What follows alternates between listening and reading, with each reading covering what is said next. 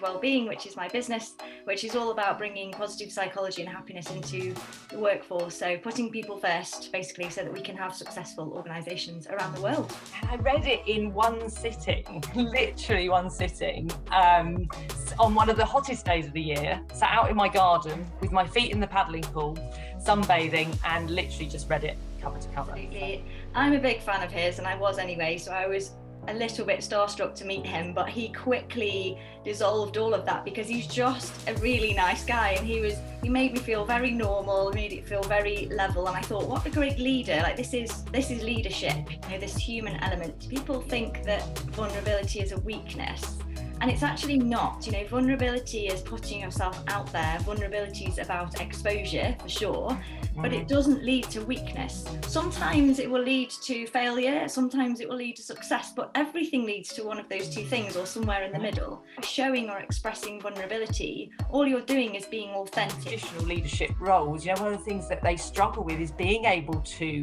connect with people honestly from where they're at. They are expected, or they feel that they're expected, to be seen as knowing everything, to having it all together, to not being vulnerable. Instantly. And we've become a bit of an instant culture. So I think quite often we need to remember to just pause and look at what we're doing and where we are. If you're halfway up a mountain, stop and look at the view. That's the analogy. If you're one step up the mountain, look at where you're going and the excitement of getting there, but then look back at the step that you've just taken, because you've just taken a step. And a lot of the people that I've invited on here to talk about their work, their books, etc., and this applies to you as well, is that vulnerability that they share, that not being okayness that they bring to their work.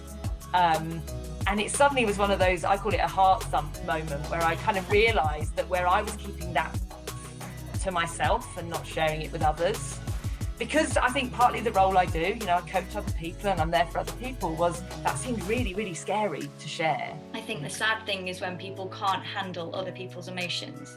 I don't think our emotions are ever the problem.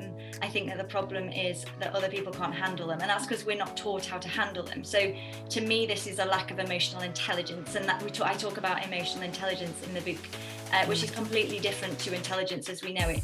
I'm not perfect at this stuff, but the aim isn't to be perfect. Remember, it's to be authentic. So if authenticity to me is to go inside a little bit for a few days because I'm struggling, and then I know that I'll come out after that, and I will reach out to a friend or a family member, or I will let somebody in if they come to me and they recognise that's what's going on.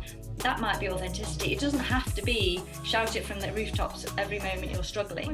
That was a really amazing experience, actually. I was thinking, crap, did I write that? You did.